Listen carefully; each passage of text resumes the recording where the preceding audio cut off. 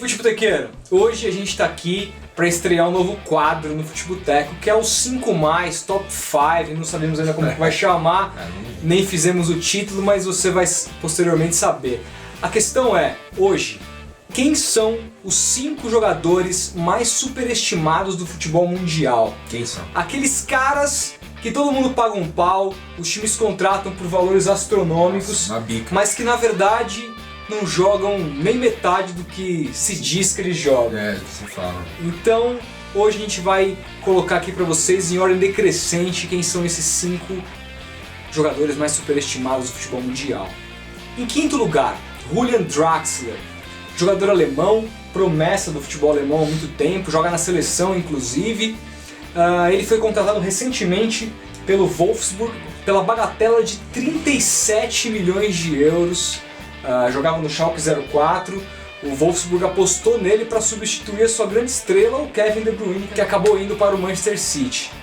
Julian Draxler é o cara que há muito tempo se espera dele e a gente está esperando até hoje, né? Desde a época do Schalke 04 que ele surgiu muito bem, mas eu acredito que é aquele típico jogador que tem certos brilharecos, assim, digamos, e que aparece bem contra times pequenos e contra equipes grandes ele não consegue ter o mesmo desempenho.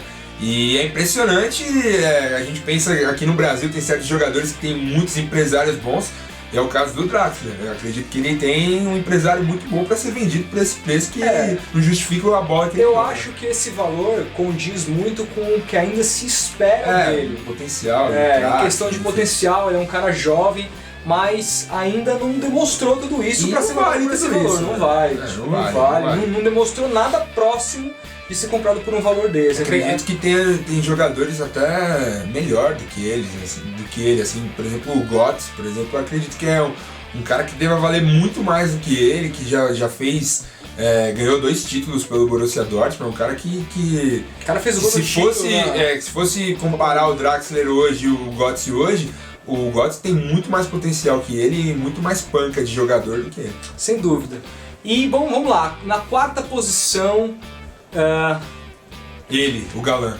Ele, Gerard Piqué. Meu Deus. O cara que é o terror da mulherada aí, o cara que pega... Até o Ibrahimovic. Shakira, pegou o Ibrahimovic. O cara que tá muito mais hoje, na minha opinião, na mídia, o cara que fala como um dos grandes zagueiros do futebol mundial. Se jogasse no Brasil, sairia no ego, né? Eu acho. Ao invés do lance. Mas é o cara que pra mim tem esse posto de um dos maiores zagueiros do mundo apenas por jogar no Barcelona. Explico por quê.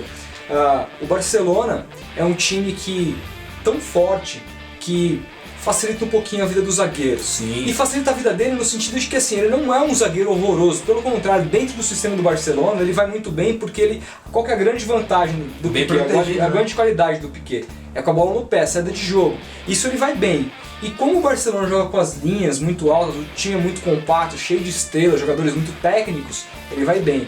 Mas é um zagueiro que eu tenho certeza que num time um pouquinho pior tecnicamente iria entregar muito, assim, porque defensivamente ele tem muitos problemas. Aquele caso do zagueiro que ganha notoriedade pelo sistema defensivo que joga à frente dele. A gente tem diversos exemplos aí, aqui no Brasil, por exemplo, um zagueiro que chegou agora no Palmeiras, o próprio Edu Dracena, é um cara que se não jogar bem protegido, vai comprometer. O próprio Felipe no Corinthians ano passado, era um cara que jogava ali bem protegido pelo Ralf, fez um ótimo campeonato, tem qualidade, mas não é tão zagueiro assim. É o caso do Piqué, ele joga bem protegido pelo Barcelona, que dificilmente perde a bola. Então ele fica ali na boa, ainda vai no ataque, mete uns golzinhos, aí faz um alarde, fala alguma coisa. E ainda assim ele consegue falhar e não é pouco. Sim, se você comparar, mano. Se você comparar as atuações do Mascherano com o do Piqué, a distância é quilométrica, é absurda. O Piqué ganha notoriedade igual a gente falou aqui, pela Shakira. Pelas declarações, pela foto com o Ibra. Por ser um cara, um sex symbol e tal. Por isso, assim. Isso aí. Então vamos lá, na 3ª posição temos o primeiro brasileiro da lista. Ixi, esse daí é polêmico, hein? Tem gente que morre por ele, cara.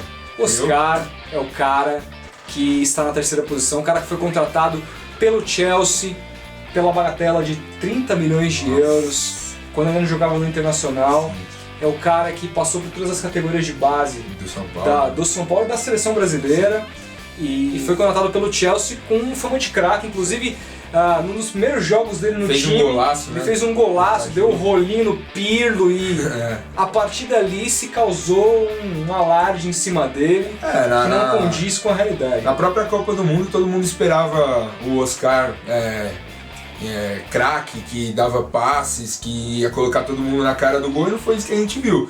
Muitas vezes na Copa do Mundo eu lembro de todo mundo reclamando de colocar o Neymar um pouco mais centralizado para fazer a armação das jogadas, porque o Oscar não conseguia jogar. Ele, além de não conseguir armar, ele não conseguia recompor para marcar também, que é um grande problema dele. Talvez a única característica que ele tenha boa é o chute fora da área. Eu já discordo um pouco nesse sentido, eu acho que ele marca muito bem, eu acho que ele recompõe muito bem, tanto que eu até cogitaria dele virar um volante posteriormente, como fizeram com o Afelar, que é uma outra grande aposta que não deu certo. Essa por outro vídeo. Mas o Oscar, eu acho que se você pegar, o Oscar é o jogador com mais desarmes na Copa do Mundo inteira. Sério? Eu não lembrava disso. Então, se você... Talvez ele tava escalado então pro Filipão na posição errada. Então, porque é o seguinte, ele tinha essa função de armar, mas ele nunca conseguiu fazer essa função. E ele nunca foi o jogador que se esperou dele. Sim. O Chelsea, tudo bem, tem caído, mas mesmo no Chelsea campeão com o Mourinho do ano passado, ele não era titular absoluto. O Fábricas chegou e tomou a posição. Tomou a posição fácil. E o Fábricas é um jogador veterano já, um cara que nem tá dando tão certo assim no Barcelona. Esse não é superestimado. Esse não. Apesar de não ter dado muito certo no Barcelona. Bom, na segunda posição, outro cara do Chelsea. E outro cara que passou pelo Barcelona. Pedro foi contratado por 27 milhões de euros recentemente e vem mostrando mais ou menos o mesmo que eu acho que seria o Piqué, que é o cara que, fora do Barcelona... É a grife Barcelona. Porque é o seguinte, dentro de um time absurdo, um jogador comum se potencializa demais. Com certeza. Agora coloca ele num time um pouquinho pior pra ver. E a gente tem visto, o Pedro não tem jogado absolutamente nada no Chelsea. Pra mim, ele é um Michael Leite com grife, digamos assim. É um cara que corre nada, é um triatleta, por exemplo. Porque ele no Chelsea, como você bem disse, ele é uma opção da opção, talvez. Eu lembro que a primeira partida dele, ele entrou antes da despedida dele do Barça. Ele tenta feito alguns jogos como titular. Acho que ele fez 2 gols ou 1 gol, não lembro, contra o Sander. Na estreia. Não lembro, e ganhou várias manchetes nos jornais ingleses que são super apelativos também. E todo mundo se esperava dele e até agora no Chelsea, nada. E no Barça a gente já via isso. Que o Barça tava goleando o Tenerife por 5-0. Ele entrava, fazia um gol e todo mundo abraçava o cara. O cara devia ser o rei do vestiário. O cara era o Robinho do pandeiro no ônibus, né? Porque futebol que é bom. Futebol que é bom. É um jogador comum, ele tem os seus predicados, tem suas qualidades e tal, mas não vale nem metade do que se foi que pagaram pra ele. E pra encerrar, o grande líder, a medalha de ouro. Esse merece. O cara que foi contratado por nada mais nada menos que 50 milhões de euros. Você é louco, jamais, velho. Outro brasileiro, Davi Luiz. O grande zagueiro, só que não, do futebol mundial. O cara que tá na seleção brasileira, que o Dunga ama, o Filipão amava. O rei das selfies. Todo mundo ama o cara. O dono do PSG ama, mas que Mourinho já avisava. Não dá para o Davi Luiz jogar de zagueiro. No meu time ele tem que ser volante. A única coisa que ele consegue fazer, que ele tem desenvoltura para fazer, é sair jogando. Agora marcar... Talvez bater falta. Bater falta ele vai bem. Então é um cara que tem também qualidades. Não é um jogador horroroso. Tem postura, vai bem pelo alto, mas... É totalmente estabanado. É um jogador que não é disciplinado taticamente. Diversas vezes a gente vê na própria Copa do Mundo que ele foi meio que um desastre assim também.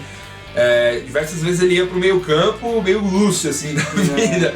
Ia desgovernado e deixava um buracão na zaga. Agora no PSG diversas vezes ele tem falhado também. No último jogo do Brasil contra a Argentina também falhou. Então é um cara que é muito mais mídia e muito mais cabelo do que... É um cara que quando chega na seleção, a seleção visita cidades aí, pelo Nordeste afora, as criancinhas amam o Davi Luiz. É um cara com carisma incrível. É um assessor de imprensa. Mas pra mim fica no carisma. É um cara que, olha, poderia muito bem ser testado mais vezes na posição de volante. Eu acho que poderia se destacar. Tem qualidades para se dar bem como um bom volante, desde que ele melhorasse essa questão tática dele.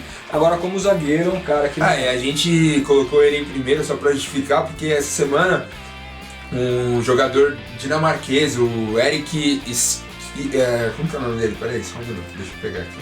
Só pra gente citar. Stepanenko, né? Mano. Eric Sviatchenko, parente do Shevchenko, mentira. Ele é um zagueiro dinamarquês que chegou no Celtic e ele foi perguntado em quem ele se espelhava. E ele falou, eu me espelho no Davi Luiz e no John Terry. E o técnico dele falou, não, você tem que ser o Eric. Aí ele falou, não, mas eu preciso me espelhar em alguém. Aí ele falou, eu me espelho no Davi e no John Terry. Só que aí ele justificou, ele falou, não, no Davi Luiz eu não me espelho mais, porque ele foi um desastre na Copa do Mundo. Ele é um desastre como defensor. Eu prefiro o Terry, dentro de campo, né? Fora de campo eu acho que não. Eu acho que isso resume bem. E outra, 50 milhões de euros Davi Luiz, o zagueiro mais caro da história do futebol mundial. Pelo amor de Deus, não faz o menor sentido. Mas é isso, Futebol Zagueiro. Se você gostou do vídeo, deixa um curtir, porque esse projeto é novo, depende da sua aprovação pra gente continuar. E comente aí, coloca a sua lista, fale os jogadores que vocês acham. Tem bastante. Foi difícil pra gente fazer esse top 5. Coloque aí todos os comentários que você quiser que a gente responde. E não deixe de colocar o curtir, porque é isso que a gente vai ver que você aprovou a nossa nova ideia. Demorou? Então se inscreva no canal se não é inscrito e até o próximo vídeo. É nóis.